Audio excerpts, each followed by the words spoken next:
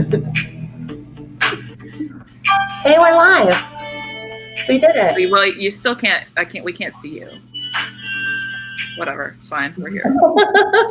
There you are. We did it. Not well planned out. That's our typical move, right? Like, that's what we do. Yep. is kind of figure it out.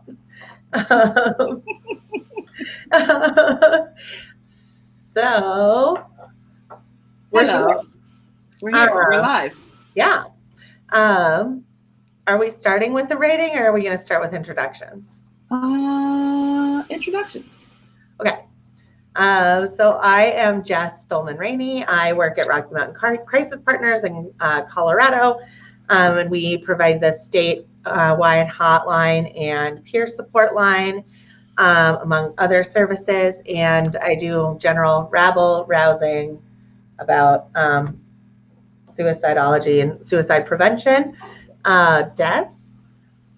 I'm Dese'Rae Stage. I created Live Through This, which is a series of portraits and true stories of suicide attempt survivors across the country. I can't say rabble rouser because she used it. I complain a lot. That's really what it comes down to. People get madder at you than me, you know. That's true. The rules. Those are the rules. And today we have Anna Mueller as our guest. Do you want to go ahead and introduce yourself? Sure. I'm a sociologist and associate professor in the Department of Sociology at Indiana University in beautiful Bloomington. And I study youth suicide mostly. I'm very interested in suicide prevention in schools, but as I'm also interested in understanding why suicide clusters form in some schools but not others, or some communities but not others, and also in the experience of bereavement in adolescence. And I do sometimes think of myself as a methods rabble rouser, but I don't think I've ever introduced myself that way. But I do love to debate methods, and I teach methods, and I use mixed methods in my own research. Yeah. All right, now we can do our rating. Rating. Where's my thing? Okay. No. Ready? Yeah. We have a rating. Our rating. I've never been rated this before. Our rating is still R, but for new reasons. Now we're rated R for language terror and some disturbing images. My terror is born of the lack of an Oxford comma in this image. Legit. Yep. We're all fans of the Oxford comma here, it turns out. I'm married to someone who doesn't like an Oxford comma, and I just... Oh, my Lord. It's very upsetting. I guess you guys can't publish together. We could never publish together. She just overuses commas everywhere else, but never in the right places. Yeah, I don't know a ton of people who have comma issues in their relationship, but now I do. I know big one. Problems. Two. I guess I know two of you. So today we're going to talk about research stuff. Research stuff, probably methods, because that's where we end up all the time, which is exciting to me. And one of the things that I really love about Anna is that you do such a good job of explaining some of the more difficult research topics in ways that people can understand, especially methods in ways that people can understand, which is really cool because research is pretty inaccessible to most people, I think. So let's start out by just talking about what makes you interested in suicide, suicidology, suicide prevention. Yeah, that's a great question. I came to studying suicide a little bit later in my career. I didn't work on it when I was in graduate school, although I did work on youth mental health and social context. So I haven't strayed that far. But the true story is honestly that I started my assistant professor career with Seth Aberton. We both started as assistant professors at the same university, at the University of Memphis. And on day one, I had a feminist meltdown because his name tag said Dr. Aberton and my name tag said Miss Anna Mueller. And I was just like, no. And it turned out that it was actually a legitimate like glitch in the system where my transcript hadn't been sent. And so they didn't know that I had my credential. But like, I was just like, oh no, this is not okay. And he was legit like, no, this is not, he like handled it very well. And so I was like, all right, this guy's kind of interesting. And we just, we started together. We thought, with all the pressure to publish and whatnot and, survive assistant professorhood, we were just like, we should collaborate on something. And he's a classical theorist. And so he was like, we could study Durkheim's suicide or Goffman's stigma. And I was like, all right, being a bit of an empiricist, I was like, let me see what data I have access to. And it turned out that Durkheim's suicide, I had better data to kind of take on some of that. And so that was like literally how I made the general switch to studying suicide. But then I did get just really hooked on it. Of course, I have my own sort of history, mostly of supporting friends through some pretty scary like suicide attempts and things like that. So it's not that I never cared about it, but it's also I'm not a loss survivor. I'm not an attempt survivor. So, but what happened was I realized that like there's so little that we know about suicide. So few people are like studying it, especially within sociology. And that lack of knowledge is actually really impacting our ability to build kids happy, healthy worlds and also provide schools with like really strong evidence-based strategies for suicide prevention. And so as I just like, it was like a kind of ball just started rolling downhill and I just got more and more kind of passionate about it. And then especially when I started talking, doing qualitative work, interviewing kids about like losses they had experienced and parents, it just, it gets to you and just realizing all the things that people are coping with and the gaps in knowledge. So now I'm like full in, as you guys well know. I've definitely drank the Kool-Aid and become incredibly passionate about suicide prevention. And, some could say that introduces bias into my research because I would prefer that kids not die by suicide. I wouldn't take that stance for all suicides. I think that it's not always an irrational choice. And I think we need to be careful to like respect people's agency and ability to make choices for themselves. But like with kiddos, I'm just like, or like, I think that a lot of what happens with kids is that the world is so cruel to them that they can't survive it. And so that seems like an unfair set of circumstances where I'm not okay with, it's like a choice has been forced on them. Right. Yeah. So yeah, that's how I feel like that about suicide in general. And not all of it, but I think often the world is just so shitty that it, like it's a legitimate choice that people are making, and sometimes with a lot of rationality. But it's unfortunate because we could change the world to make that different. Yeah, and that's very much like the way that I think about suicide prevention is on that sort of, some people call that upstream. Some obnoxious sociologists like myself sometimes think about it as like the structural, cultural, social forces that, shape the world that we live in. Yeah, I think about it as like a social justice approach. I think there's lots of ways to think about that as an approach.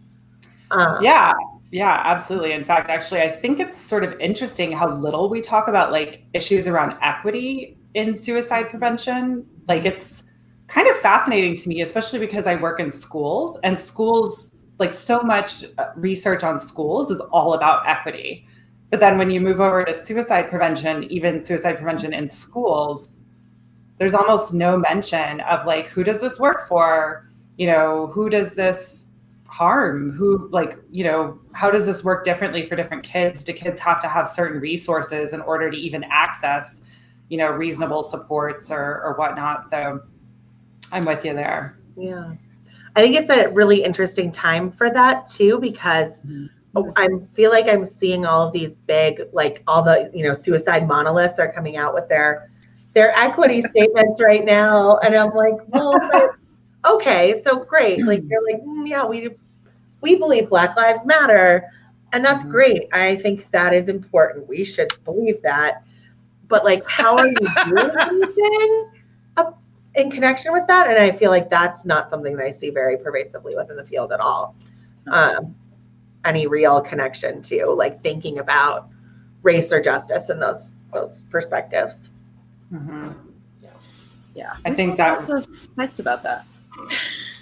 Yeah, I've had a few fights about that. Yeah, and I think also related to that, I mean, this is something that in sociology we're also experiencing, right? I mean, anywhere in academia or really in many organizations, like we are just, beginning to come to terms with how deeply racialized a lot of our organizations are in the United States. And I have to say, like, one of my favorite articles that I've read in the past, decade maybe, was like this article by a sociologist named Dese'Rae, who actually advances this racialized theory of organizations. And I don't know, if you're into that, like, I would strongly recommend reading it. And I think that for me, that article really inspired me to think about the organizations that I am working within, and to sort of think about what are some of the assumptions that we have about those organizations and some of the things that we're missing when we're doing this work, And I think for me, one of the bummers about suicidology being kind of narrow, in part because sociologists like me don't show up, right? It's not just like an exclusionary thing. But I mean, I show up, but not a lot do. But I lost my train of thought. But we do need more like sort of perspectives. Like, we would really benefit, I think, from having more disciplines, like kind of challenging us and pushing us to think about like all the assumptions that you don't see because of your own sort of approach and the standard approaches that we've been taking, for so long. Yeah. But at the same time, I'm not, this is a hard moment to be excited, but I do appreciate the conversations that are starting to happen in a more like serious way. And my own sort of cringe moments are when it seems like lip service or we need a diversity statement so that we need to embody these changes on a much more like fundamental level. Yeah. I have seen some organizations do some really significant like actual work in response to things recently. So that's exciting. I don't know that it's all of the like the big corporate, suicide orgs that are doing that, but maybe they are. I might not know about it. Let's move on to a different thing, so I don't just talk about AFSP and stuff forever. Do we want to answer a question? Yeah, we already have a question from the. We do. All right, let's start there. Can you guys see the screen? Mm-hmm. Yeah. Okay. I didn't know if you saw the family members popping in. I was trying to let you know. I was like, happening. Hey, Mom. Good to see you. Hi, brother. My mom's also here. That's awesome. Yeah. So Laura's question is promoting the voice, involvement, and decision-making by persons with lived experience. Curious, what do you consider valuable guidance on the topic in addition to the way forward? What is the way forward? Girl, it's old. The way forward is this old document that's basically like you should involve people with lived experience. I read that one. Yes, I think was involved in it, and okay. Mm-hmm. Yeah, it came out quite a while ago. 2014. Yeah. Mm-hmm. But it's pretty simple. It's like involve people with lived experience. It has some specific strategies, but yeah. I mean, I'm definitely for involving people with lived experience. I think we also have to be careful, right, to recognize that probably a lot of people who aren't out as having lived experience do have lived experience. So I think we also need to be a little bit more conscientious about our own, lived experiences and the roles that they play. However, I do understand the purpose of listening to people with lived experience, especially as somebody who doesn't, right? And it has very much affected me to, at this point, I don't know. I've done over 100 interviews with individuals who are suicide loss survivors of one, kind or another, mm-hmm. and also quite a few suicide attempt survivors. And there are so many assumptions that I brought into the research experience. Like, especially early in my career, I actually supervised a master's student named Taylor Bennix, who did this really awesome study, just interviewing suicide attempt survivors, and we published a paper together. And one of the biggest findings she found, I think, actually would be like incredibly obvious to a lot of people with lived experience, which is just that like suicidality is often very chronic, and it's something that people live with, and they even can, like live full, happy, joyful lives and just experience chronic suicidality as something that they cope with. So similar to so many chronic conditions that so many of us live with, right? Whether it's depression or chronic pain or like, migraines or whatever it is. And so, I've had a lot of people really react to that article and send me comments on it. And it's interesting to, see the power in listening to people. I will say that methodologically, there are also folks like myself in sociology, as well as in anthropology and in social work and so on, where we're trained to actually listen, and then, generate scientific data from the act of listening to others. And then finding the trends in their experiences and using that to like push theories of suicide or theories of loss or whatever it is forward, or just actually theories of human behavior, So I do think that in addition to listening to loss survivors, we would do well to include sort of methodologists who can help us like systematize and actually generate theory from that body of knowledge and not just treat it as anecdotal, right? Mm-hmm. That drives me. I really hate that word when I see that. I'm like, my qualitative evidence is not anecdotal. Right. Yeah, and that moves into this space where we start treating people's stories like they don't have value. I think, and that's something that's really important to me, at least when I'm involved in research that's going on, is that we're making sure that the people whose stories we are learning from are being like valued in the process and and cared for and treated with dignity and things like that. And and so the way we talk about what those stories mean, it really, really matters, I think. The stories are the most valuable thing we have. Yeah. In this work. Yeah. Let me ask you guys something, because this is kind of interesting. So, I do community engaged research, and you guys might disagree with me, so that's why it's interesting. Right. Community engaged research, right? So I work with the communities that I'm a part of to try and make sure that not only my scientific needs are met, but also local community generated needs, so that the science is also targeting issues that matter to them or producing knowledge that matters to them. But one of my caveats is I get to do my science. I get to publish what I'm going to publish. And sometimes I wonder, I have come face to face with my respondents who have read my articles. So I do have some direct experience of that. But I also am sometimes aware, sometimes painfully so, that what I am doing with people's stories is probably not what they might want me to do with them, right? Because I'm not just sharing them. And sometimes I'll spend 4 hours with them and they're in my heart and they matter. But they're like 2 lines in an article, or maybe they're even just background, but to me, it's important background. And, I sometimes that's uncomfortable, especially like in light of what you just said, Jess, in terms of like respecting people's stories. And one thing that I do with that is that I,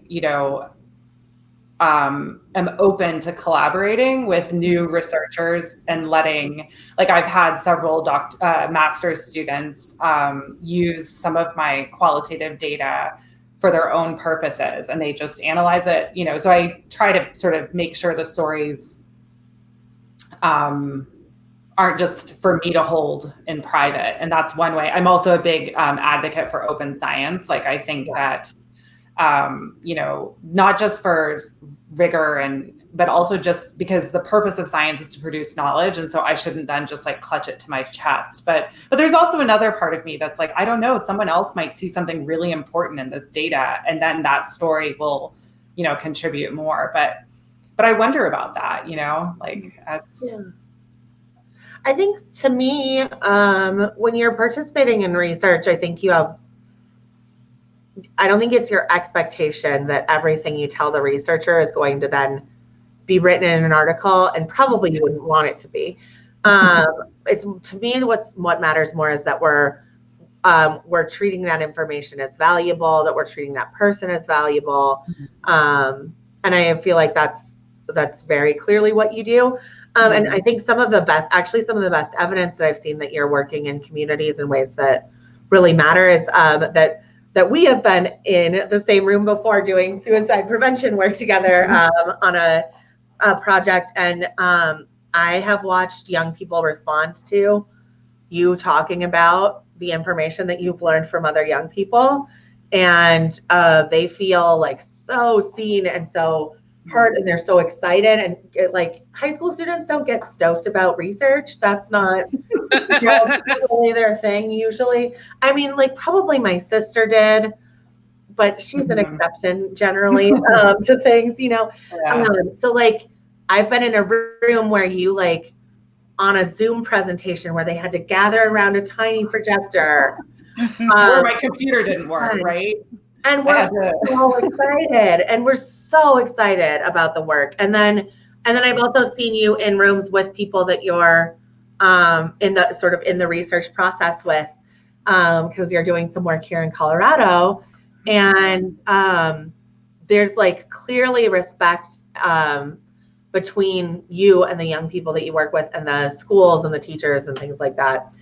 And I feel like there's something that's different about going and doing things in community with people than like just an online survey and things like that. Not that I'm saying online surveys don't also have value, because they certainly do. And I've done them and I've participated in them, and but it's like very, very clear in the way that you do your work that the people that you're working with feel connected to and well represented by you. So that's very kind of you to say. I was just gonna say, I think it's about managing expectations, and it sounds like you do that really well. But I don't know if you don't, like, just tell them. Like, I that's one of my main issues, is when I don't know what I'm sharing how it's gonna be used. That's when I get bummed out. So I try to be very clear with the people when I interview them. Like, here's what we're going to use. Here's how long it's going to take. Whatever. And yeah, as long as they feel respected, I think that's the key. Yeah. Well, and I do let people withdraw at any time. Yeah. They can call me up 5 years later and be like, never mind, take me out. I probably can't unpublish articles, but I can destroy their data. Yeah. So I do try to be respectful and very clear about all of the parameters. Yeah. What are some things that you think suicidology sort of misses the mark on when it comes to research methods? I'm gonna push play on that. No, I mean, I even within sociology, I'm like known as somebody who's pretty obsessed with research methods, and and I teach methods. It's my absolute favorite thing to teach, and I'm obsessed with like causal inference quantitatively, ethnography. I mean, I have a real expert on my team who's like a really true ethnographer, and I love her because she keeps me in line, because I'm definitely a scientist, like in my heart. Like, anyways. So like there's just moments where I'm much better at just like rapidly getting down what everybody is saying, and a lot less good at taking the time to reflect and write. And it's also because I'm doing a million things, and that exhausts me. However, I'm rambling into your question.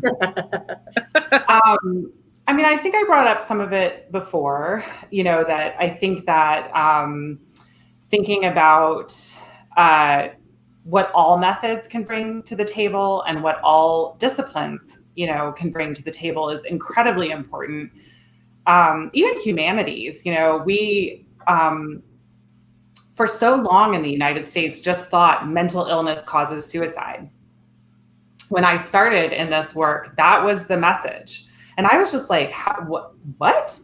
And then I found all this anthropological research on suicide around the world and essentially cultural beliefs, even, beliefs from psychiatry in other, countries like Japan that, are completely different from ours. And it just really it made an assumption that we were making about suicide, that mental illness causes suicide, incredibly obvious to me. Now, what's been fascinating is that that's actually kind of become more accepted within suicidology. Like AFSP changed their website, so it no longer says mental illness causes suicide, right?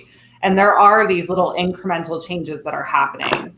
But I think that the way that we push those changes forward faster is really by making sure that all disciplines, if they're willing to show up, can have some space. And I think, for me, I'll tell you, my biggest struggle is in funding for research. And obviously that's like a huge struggle for all of us. Like getting, rejected from research grants is just, it's like part of the game, right? But there are ways in which, and I'm also not alone in like not perfectly fitting into like NIMH's model, right? Mm-hmm. But even the fact that like, if you do suicide research, you have to go to NIMH, right? Like NSF, NICHD, they're like, no, you should be with NIMH. And I'm like, well, okay, it's just, there's fewer sociologists over there. And so if you think about evaluating a study's design, it inherently gets more challenging. And I know less about the inner workings of AFSP. I do know that they fund some sociologists, but including myself. Thank you. I very much appreciate my funding from the American Foundation for Suicide Prevention.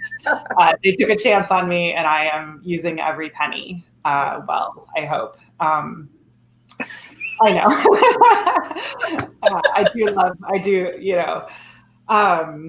But so, anyways, I do think there's less respect. I know we've been in some conferences at conferences where it's pretty clear that there's less respect for qualitative methods, or they're viewed as more producing anecdotal evidence. And, I have a problem with that. I also have a huge problem with reifying the randomized controlled trial. Or even reifying experiments over survey research. Like we actually, in this day and age, have quite a few incredibly advanced methods to approximate causal inference that you achieve with a randomized controlled trial with survey data, as long as it's longitudinal and you have repeated measures of your dependent variable. And it's interesting, as somebody who is trained in like those methods, it's like propensity score matching, or there's a bunch of them. That also is actually not part of like the dominant paradigm within suicidology. And that kind of, that was hard for me, honestly. I wanted to be like, longitudinal data is extremely different from cross-sectional survey data. It allows so much more power towards making a rigorous inference.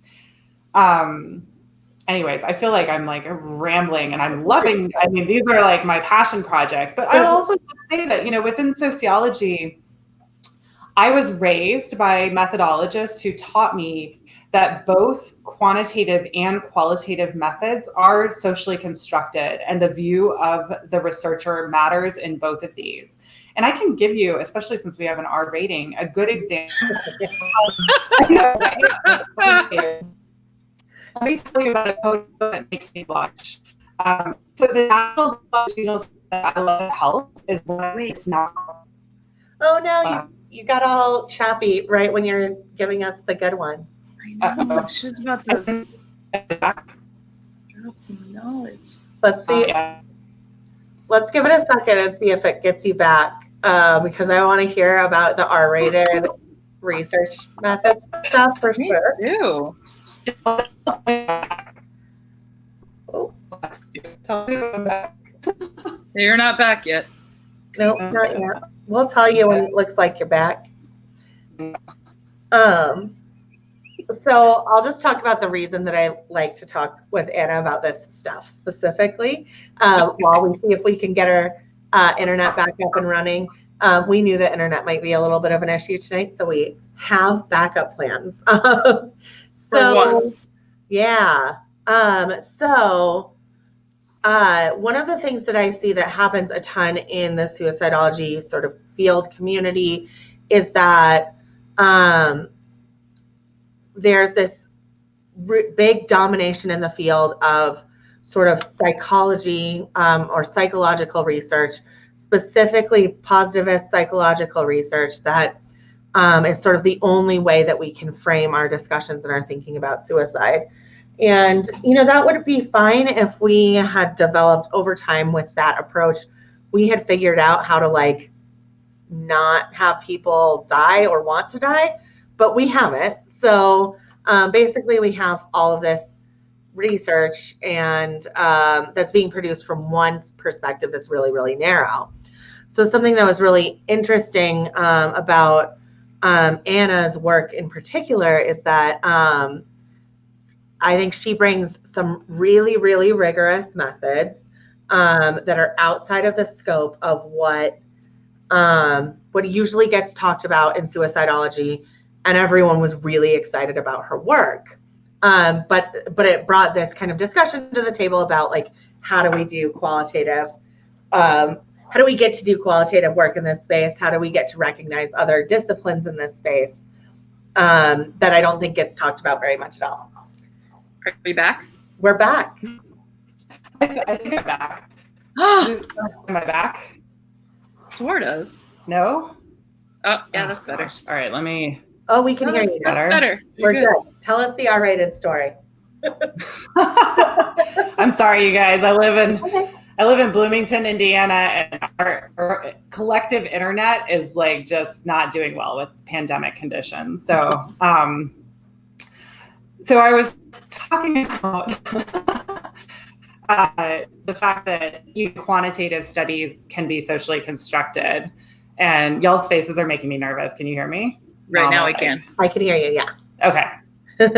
So the National Longitudinal Study of Adolescent to Adult Health is an incredibly important study. It's called AdHealth. And in the 1990s, they basically didn't think that oral sex mattered to people's physical or mental health. And so they didn't ask any questions about it. But they did ask questions about anal sex and vaginal sex. And so, and this data set is one of the most important data sets that we have for understanding adolescent health behaviors and well-being. To this day, nobody's ever replicated the study because it cost over probably at this point over $300 million to do. And so we now basically know so little about youth oral sex behaviors because of that decision, which was made by an older white male researcher who had certain assumptions about what happens, what matters. I'm guessing he was heterosexual, although I haven't asked him directly, and so I don't necessarily know. I don't want to assume, but and so those that omission of a question shapes knowledge. It shapes what we can understand. It also, if you don't have good controls, you can end up with things like omitted variable bias, which can just completely ruin your inference. So these questions that we don't ask sometimes matter, as much as the questions that we do. Mm. There's some ways to get around omitted variable bias, but I won't go there. Where was the R-rated part? I thought we were going to talk about how the researcher never got blowjobs or what. Is that not? Okay, this is R-rated for my methods classes. Okay, sorry, not quite our kind of R rating. No, I think it's interesting that something we never talk about or we talk about so rarely is that even just the research questions, the things we choose to do research about have bias involved in them. And the things that can be funded and the things that can be published, all of that comes with bias, right? So I think people take this approach that research is somehow objective when I think we all know that it's just not.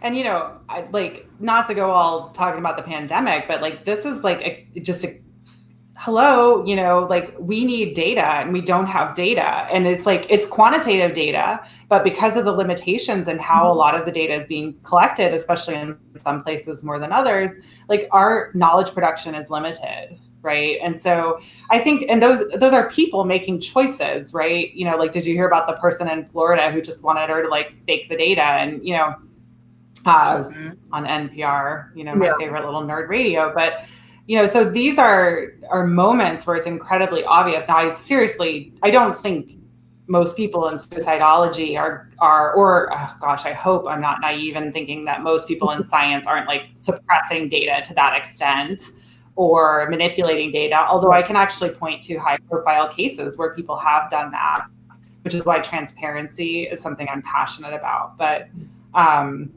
I'm really grateful for the way I was trained and for the fact that I was trained by incredible quantitative methodologists who also were like, I almost get to take for granted that we all have, a positionality that shapes our science and we need to be cognizant of it, quantitative or qualitative. There's still biases in sociology. I'm not saying there aren't. Particularly around who gets called an activist. Like, I never get accused of being an activist, even though I'm like, I don't want kids to die by suicide, which is technically an activist position. And I do march to stop suicide, often with the communities I'm a part of. And so like, that's the definition of activism. Yep. Whereas my colleagues that are studying things that are more focused on racism or more explicitly about inequality, they get called activists and have that sort of invalidate their science, which obviously I think is bullshit. And I love to use the example of like, wow, it's really fascinating that no one has ever called me an activist with invalid science, because I take this stance that I really don't want kids to die by suicide. Yeah, I think it's really interesting what gets perceived as activism or like an opinion even, or a value. We do this activity with people that we're training that asks them to think about their values about restrictive interventions at my call center. And every once in a while, someone will come through that really believes that just saying, I'm going to do whatever the law says in any situation, and I just believe that whatever the law says is right, that they feel like that's not a value or a value-driven opinion. And I'm like, ooh, so let's unpack that. Let's talk through that, because you're going to be making these decisions about people's lives, right? So it's just interesting how many things can kind of fly under the radar as being activist. Should we do beef corner? We can do beef corner. Yeah. Please hold. Are we ready for beef corner? We are ready. It's just so gross every time. Oh.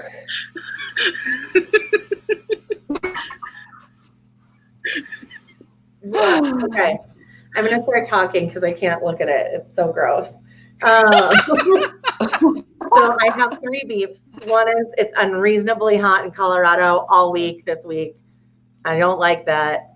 Number 2 is how the suicide prevention world is not talking about fucking welfare checks right now. We're posting all these like pretty statements where we're like, oh, we stand with people, Black Lives Matter, but not directly challenging this explicit part of the work that we do where we involve policing against people's will. So that's bullshit. And I feel like we could use some reparations around that for people, especially people of color. Anyway, so I was ranting about it on Twitter, and I decided to start having people put their Venmos on it if they've been harmed by psychiatry, basically.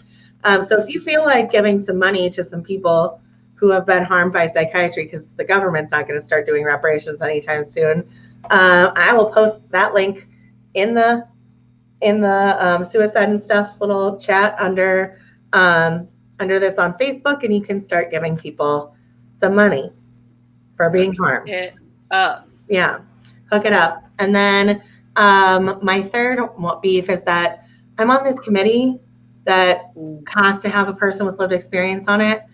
and they cut out all of my opinions on the work product that we're doing that I can't talk about yet. And on the first day, I asked them why they don't have any people of color on this committee. And they basically were like, oh, yeah, that is a problem, but never found any people of color to participate. And today, the government organization that committee came out of sent out a statement saying that about racism and about how they're anti-racist, that we got in an email, or how they're going to commit to anti-racism. And one of their priorities was to prioritize engagement of communities of color. And they didn't put anyone on that committee. They're actively working against that right now. Anyway, that made me mad. The government is stupid. Anybody else got a beef? Cool. Anna? Oh, Oh, do I have beefs? Am I gone again? No, you're here. We got you. Wait. Oh, we lied. Oh, no. Okay, now Does you go with your beef? I don't even, my beef is Does you go? ridiculous. My beef is that I'm taking a loss and grief class, and my professor is a fucking disaster, and I hate it. That's pretty much my beef. He is making me hate the thing that I love. So that's a good time. That's legit. I'm sorry. I don't pay attention to anything else in my life right now, so. There you go. I mean, my beefs are we had a tree come down in our front yard and yesterday evening, and that I just love that tree, so I was kind of bummed. Yeah, and then I made a cherry pie, but because the power went out, there were just some disasters around this pie, so I had to bake it twice, and it was ridiculous. But I think in the end, I told my husband it was edible, so hopefully he's trying it, and we'll see if it actually. If the power goes out while you're baking a pie, that's not good. And then I put it in the freezer, and it just Oh my God! What? I made some calculated errors. Well, because the fruit wasn't in the shell yet, so I put it in the freezer. I don't know. Anyways, we'll see. I'll let you know I'll post a picture on Twitter about whether or not it actually turns out. But I had to bake it for 2 hours, which is not how long I should have baked that pie. Oh my God! No. And then I think my last beef is just that I feel like I'm in this perpetual pit of hell that just involves writing grants over and over and over and over, and I'm in a phase where I'm just and what grant next, and what grant next, and what grant next, and I love my research so much, and I feel like we're doing such amazing work in Colorado, and I've been able to bring such great teams to the table. I'm just damn right. So that's to just write grants over and over. Means I'm behind writing all sorts of other stuff that I'm supposed to be writing for a book. Grants are hell, and I'm very familiar with that hell. Not research grant hell, but just general grant hell. And I think actually what's worse than grants for not in the nonprofit space is grant reports, because they don't ask you anything of value. All they want to know is how many people participated and did anyone die, which is the most useless information of the whole thing. And not a great measure of suicide prevention, I don't think, as a whole, because it's very likely that people might not die during whatever you're doing, or that they might, and it might have nothing to do with how effective your program was. That's a separate beef. Well, that's a methods issue, actually. That's a really serious methods issue. Oh yeah. When you're studying a rare event, everything gets complicated, and it gets complicated both in that we can't show our evidence-based interventions work, right? Because suicide is a rare event. So, it can just be that sometimes you just don't have the statistical power, no matter how large your sample is, to show a significant effect. But then that causes us to study ideation and attempts, or maybe help seeking and reports. And, it's fascinating to think, like, this is something that the school districts I work with and I myself struggle with. And we had a research team meeting about it this week, is that, is it a good thing when you do a suicide risk assessment for a kid in a school? Is it good because that kid got caught by the safety net, which is often their counselor, or, it means that someone felt comfortable coming forward and saying, I need help, right? Or is that a bad sign? Because it is true, it's a little disheartening when you see suicide risk assessments escalating year after year, which isn't necessarily happening in my schools. I'm not saying that, but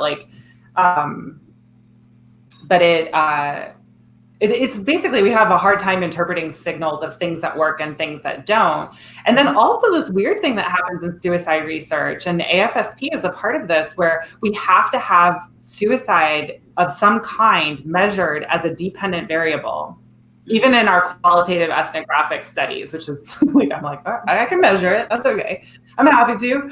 But that actually also shapes our science, right? Because especially if we're thinking about building a world worth living in, I'm like, what if we just make all kids happier and thus prevent suicide? Do we really have to show, but I would say it's an open question, right? And it's an empirical question. And I wish that one day we had the sample size and the statistical power to talk about that a little bit better. But it's a really interesting problem that in order to prevent suicide, you have to study certain things and not others, and not depression, not anxiety, not structural inequality sometimes. Mm-hmm. I love seeing my mom flash. She is awesome on the screen. My mom is my number one fan, my biggest cheerleader. She's adorable. Yeah. So those are pretty significant science problems, right? Because also, who comes to do the work of suicide prevention is going to change based on how we measure that dependent variable of interest. There's lots of people who think about building good worlds for kids. Lots of people. Yeah. But they're not in these conversations. Right, and it creates this space where we're doing a very small group of people who have a passion about a very sort of more rarely occurring event than all kinds of other things that we do science about, has to try to change a world, right? Or if that's even the goal for most people. But there, you have this small group of people working on this project, when if we opened up what we thought of as suicide work, we could really include a lot of other things, and maybe also work at work on multiple issues at the same time, to make communities better and more worth living in, for all kinds of reasons. So it's really unfortunate that we've narrowed our scope so much. Yeah, one of the main things that gets me excited right now is reading research on trauma-informed teaching pedagogy or interventions in schools. And and I was very fortunate at the University of Chicago to have a marvelous colleague who had those conversations with me, Professor Masheri Keels. And we even went to the field together because she actually had a school that had also a suicide problem. And she was it was marvelous. And to think about things, because, through her lens, and then thinking geez, we could do interventions that are somewhat similar to this with regard to suicide research, but it would be a totally different way of approaching an intervention. What she's trying to do with schools is with the TREP project, if anybody wants to check it out. I think it's trauma. I'm going to mess it up, but it's TREP. Anyways, but what she's trying to do is teach teachers not to have those awful moments where a kid is having a response that's rooted in their own trauma in a minor interaction in a classroom. And rather than escalating, that interaction and basically re-traumatizing that kid, helping the teacher understand what the kid's going through, And then, and rather than escalate them, help them de-escalate and help them get the support, whether just in this micro interaction or in a more fundamental way, and teaching educators how to do that in the classroom in these minute moments. I was like, gosh, sign me up. Like, how do we, and I think that being too closed off as a discipline like suicidology, it prevents us from, gaining some of those insights from other creative work that's happening on mental health. And of course, I'm very focused on kids. I'll own that as part of my bias. So like, let's say you had a magic wand. What would you do? What like couple big changes would you make to the way suicide research is performed? Who would you kick out? Oh, that's a different question. Just kidding.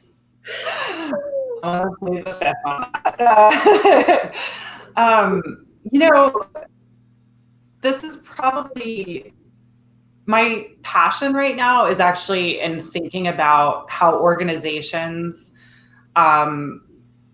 work in ways that either make mental health incredibly hard to achieve or well-being, and how we can actually work with organizations as they are doing the rest of their work to sort of embed wellness and suicide prevention and sensitivity to trauma and whatnot, how we can make it work from within the institution. And so I would say that I really want a lot more like, okay, let's like, ooh, I'm like, am I gonna go there? I sometimes see organizational work where they're getting close to thinking about how but zero suicide. I will go there. You should go there. Yeah. I don't like the term. I'm like, I don't like the term. But that's what they call themselves. And it's very interesting to me because it is an organizational approach to suicide prevention. But one of the first tiers of that intervention is essentially getting leadership to think that suicide prevention matters. Mm-hmm. Well, I'm a medical sociologist and I work with doctors on some other projects that I do in my non-existent spare time. And I also have supervised dissertations that are hospital-based ethnographies. It is not enough for a leader in a hospital. Like if a leader says suicide prevention matters, that does not necessarily mean that suicide prevention then matters in the actual daily working of that organization. I think it's important, but I think we as researchers need to do a much better job of thinking about how do we get organizations to shift and how do we recognize how organizations work as they are so that we can embed our strategies for suicide prevention into their existing structures and cultures at multiple levels. And so we need organizational sociologists or anthropologists, I don't really care who they are, but there are people who study organizations as organizations, and we need a lot more of that coming in. And I think, just to some points you raised earlier, organizations are not neutral spaces, right? Especially organizations like hospitals or even schools.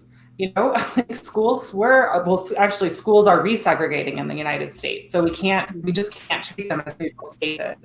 And hospitals, it's a similar problem. There's a tremendous amount of research that shows that inequality is produced in hospitals, by organizations like law enforcement, even by schools, right? They don't just sort of passively, they are sometimes an active part of the system of oppression in our society. And so we need to think about that when we just plot an intervention into them. We also need to think about resource scarcity, especially with schools, right? Especially schools that are underfunded, that are really struggling to thing well for their students. Like we can't have costly add-on interventions. So we also need to listen to them and listen to their perspectives and listen to how they work. And so that we can, be really respectful of that. So I'm on this, I admit that it's my kick, but, I do kind of see organizations as our best hope. for improving suicide prevention, because they're sort of at the meso level of society. They can be local, and often do know their local communities better than, our federal government or even our state government, right? And so for me, thinking about how we can do a better job with local organizations for suicide prevention is I think one of our best hopes for actually, changing the really tragic trends that we've seen, especially over the past decade in the United States. I think that we also have an opportunity to be more creative with local organizations. And, I saw on Twitter, maybe in response to one of the threads that you started, Jess, like, why can't we have teams of social workers that are just literally there to do crisis response? Social workers can handle themselves, they can go into a crisis situation and diffuse it. They are doing that already around the United States on a daily basis, And so what if we had like crisis centers, so that instead of, when we were really worried about someone, instead of sending cops who, that's not their specialty and they probably would prefer to not, be directly involved in that. Like, what if we had these awesome local teams? And I don't know, I got that idea from somewhere where I was reading, and I'm trying to think, maybe it was actually from Lisa Wexler at the Youth Suicide Research Consortium, where she was talking about maybe on some Native American reservations, they actually have alternatives that work, that are based in the local context and are respectful of the local culture and the local needs and the local, trust and all of those things. So that's my pitch for organizational science. Yeah. I'm excited about all of that, because that's stuff that I've been thinking about in our organization. We've gotten to a big enough size now where you really have to think about, like, when we decide we're going to do an initiative, like, what does it actually mean for us to implement something? Like me saying, as the director of program development, that we're doing this and someone putting out a training that teaches people how to do it. Like, does that actually mean we're doing it? We have to look at that. We have to measure that. And I think that's something that within organizations we don't think about very often, is like, what are we actually doing? What is the service we're actually providing? Particularly in nonprofits, we don't do that. But if we can make organizations think that way, then there's a lot of possibility there. So I feel like that could be exciting, both from the research perspective and from the perspective about what an organization could gain. But I have to tell you, like, that world is like a mystery to me.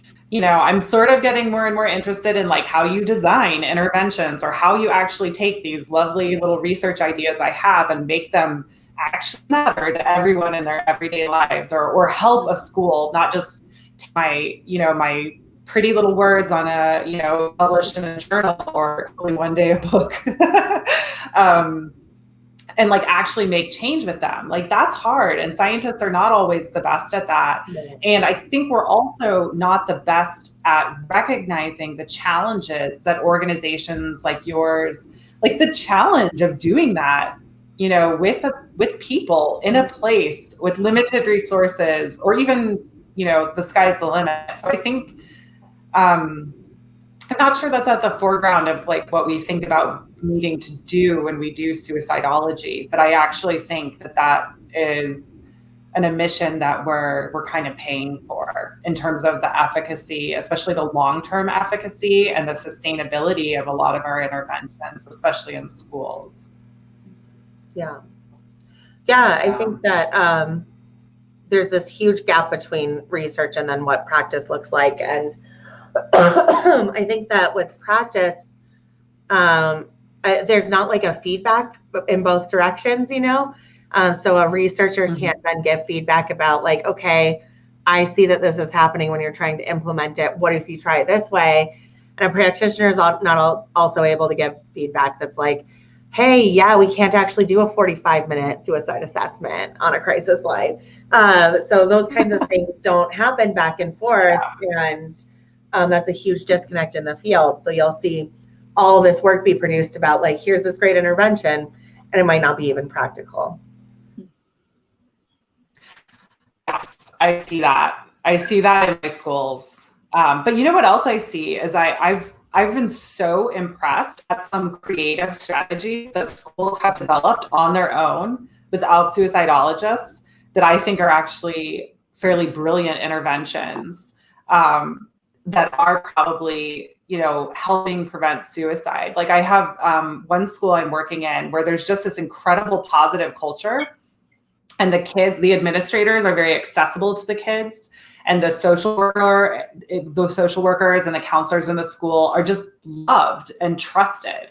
And so I've seen time and time again, when a kid is struggling like pretty seriously, they voluntarily reach out to the school social worker, so that like when the signal is picked up elsewhere in the system, the mental health safety system that surrounds kids in this community, the social worker is like, yeah, we have a meeting first thing tomorrow morning. She reached out to me like before any of the other things could, even come into play. And so I'm trying to think about how to bottle that, and like, how do we teach other schools to build, communities like that? It's not easy because it doesn't just happen in the school. I think that's important to recognize, right? It also happens, parents play a big role in setting that.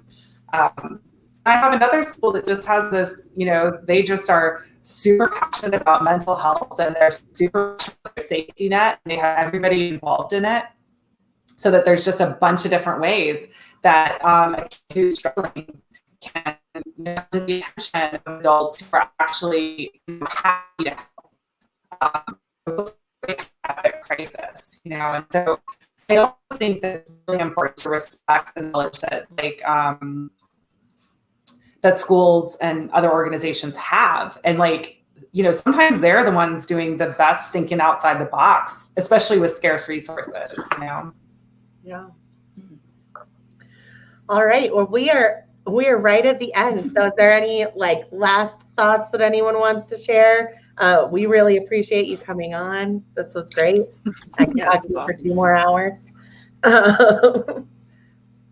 We could bring her back. We'll have more opportunities. Someday I'll be allowed back to Colorado. Yeah. I'm trying to consolidate power in Colorado. I got Rudy and Joelle here now. So I don't know who's next, but I'm hiring a lot of people right now. If anybody wants to come work in Colorado, you can hit us up. So probably not really a researchy position, Anna. I don't think you would want to know. I'm super.